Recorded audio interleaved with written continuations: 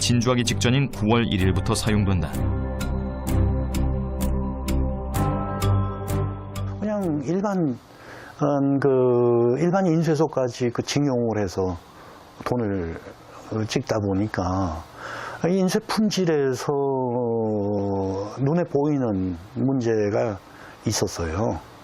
그래서 그때 그런 돈을 사람들이 빨간 돈이라고 하면서 그러면서 그거 상인들이 그거 받기를 꺼렸거든요. 빨간 돈이라 불린 당시 1,000원권 지폐. 급히 인쇄한 것이라 인쇄 상태가 조악할 뿐더러 심지어는 잉크가 묻어나는 경우도 있었다. 더욱 놀라운 것은 총독부는 총독부대로 폐기돼야 할 구권을 따로 보관하고 있었던 사실이다. 당시 총독부 재무국장 미즈타 나오마사의 증언이다. 実は1944年の末から廃棄しなければならない貨幣を廃棄せずに貯めていたんです。1945年3月頃には約35億円の現金を用意して全朝鮮のどこの銀行でも6時間以内に到着できるよう準備していたんです。 8월경에는 이 돈이 45억 원에 이르렀다. 조선 총독부 건물 어딘가에 은밀하게 보관하던 45억 원의 구화폐. 그 목적은 무엇이었을까? 미즈타 나오마사 같이 재무국장 같은 경우는 대부분 이런 증언을 하는데 조선은행 관계자들은 이 증언을 안 해요. 비축한 돈이라는 게 어떠한 절차를 밟아가지고 했는 건지, 예를 들자면 조선은행 관계자들 모르게 했다든지 그 정당한 절차를 밟지 않고 했다 그러면은 그거는 통화유통권에서 소각해야 될 건데, 마이너스 해야 될 건데 계속 유통이 되는 거죠. 통계에 잡히지 않고. 조선 총독부가 따로 준비하고 있었던 돈까지 합하면 패전 후 준비된 화폐는 모두 140억 원에 이른다. 이전 발행고에 무려 3배 달하는 엄청난 돈이었다. 써도 못 쓸 돈이었다. 조선 총독부의 돈잔치가 시작됐다. 퇴직금으로, 기밀비로, 여행 준비금으로 몇천만 원씩, 몇백만 원씩 총독부의 관리들이 나눠 가졌다. 재무국장의 부하 직원이 6,400만 원, 정무총감이 기밀비로 500만 원, 당시 돈 500만 원은 현재 가치로 100억 원에 맞먹었다. 그러니까 그 돈이 정확히 어떻게 쓰였는가는 내역을 알 수 없지만 미즈타가 경제를 교란시켰다는 죄로 붙잡히게 되잖아요. 그랬을 때 이제 그 돈이 어떻게 쓰였는가에 대해서 설명을 하게 되었는데요. 한 절반가량은 예금 인출되었고, 그 다음에 나머지 절반가량은 조선 총독부나 조선군이나 기업들의 퇴각자금으로 쓰였다고 나와 있습니다. 그러니까 퇴각자금이라는 건 일본인이 이제 패전한 이후에 일본으로 돌아가기 위해서 가져갈 돈이라든지 아니면 돌아가는 데 필요한 여비로 쓰였다는 거죠. 관공서나 조선군이나 기업체들에 대해서 정책적으로 퇴각자금을 지원해 준 것이죠. 8월 21일 조선 총독부는 조선은행과 식산은행에게 융자 명령을 발동한다.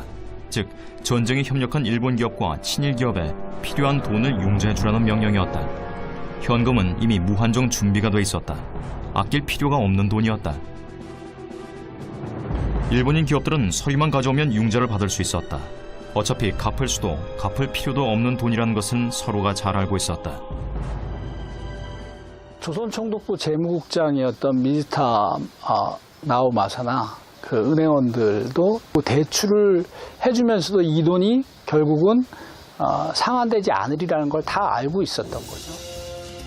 후에 미군으로부터 융자 명령의 불법성을 조사받자 식산은행의 이사는 조선인의 폭동 때문이었다고 핑계를 댄다. 小橋工業の現場責任者が従業員に未払いの賃金を払ってほしいと脅迫され自殺をする事件が起きました。このように朝鮮人たちの賃金支払い要求が激しく、やむなく融資命令をするようになりました。朝鮮人たちは不は雷動する傾向が強く、一箇所で破壊行動が起こったら全国的に暴動化することに違いない。暴動が起きたら莫大な費用がかかる。ユーシメールはわずかな金で暴動を防いだのだと言えます。 총독부의 논리대로 융자 명령도 조선인들의 폭동 탓으로 돌리고 있었다. 고바야시 광업소는 500만 원의 융자를 받았는데 고바야시 광산의 사장 고바야시는 조선을 떠나면서 회연동의 집마당에 300만 원 상당의 금괴를 묻었다.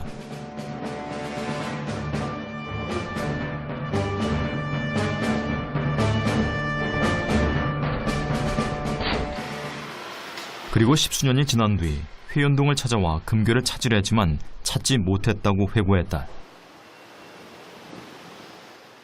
8월 15일부터 이렇게 살포된 미회수 대출금은 25억 4천만 원, 지금 가치로 5조 원에 이른다. 이제 미군을 맞을 준비는 끝났다.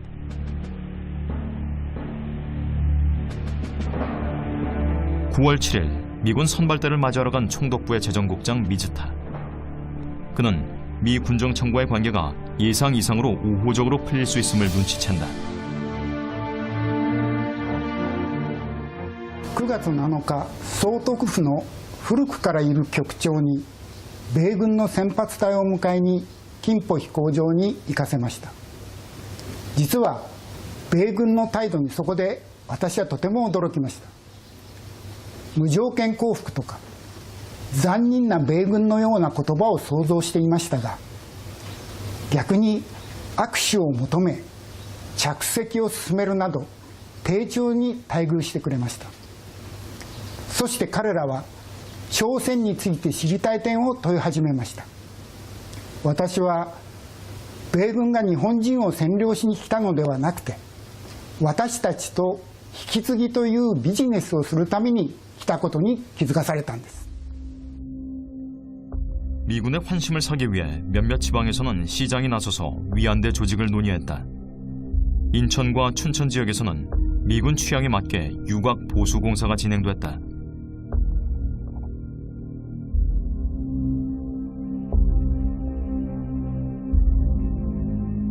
일종의 안전하게 보험을 들고자 하는 거죠. 그 사람들을 달랠 수 있는 방법이 무엇인가를 고민하게 되는 거예요. 그랬을 때 생각해낸 게 일종의 위안대를 꾸려야 되겠다라고 생각을 하게 되는 거죠. 제일 먼저 머릿속에 떠오르는 건 게이샤들이었어요. 그랬을 때 소위 지역의 유지들이 모여서 남성들이 모여서 회의를 하게 돼요. 게이샤들이 지금 모자란 상황에서 위안대를 꾸려야 되는데 어떻게 해야 될까? 그래도 꾸려야 되지 않겠느냐라는 얘기를 하게 되는 거죠. 미군 진주 후 총독부의 공작은 더욱 교묘해진다. 조선인 민족주의자들을 공산주의자로 낙인 찍어 놓은 효과는 기대 이상이었다.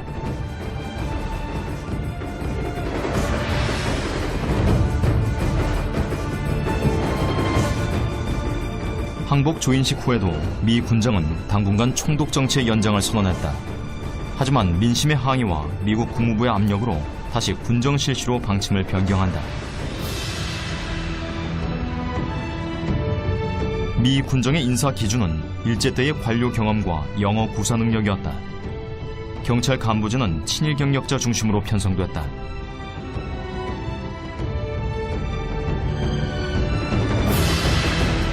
조선 총독부 권력 내지는 기구는 그대로 유지하라. 그리고 도망간 사람들은 전부 복귀하라.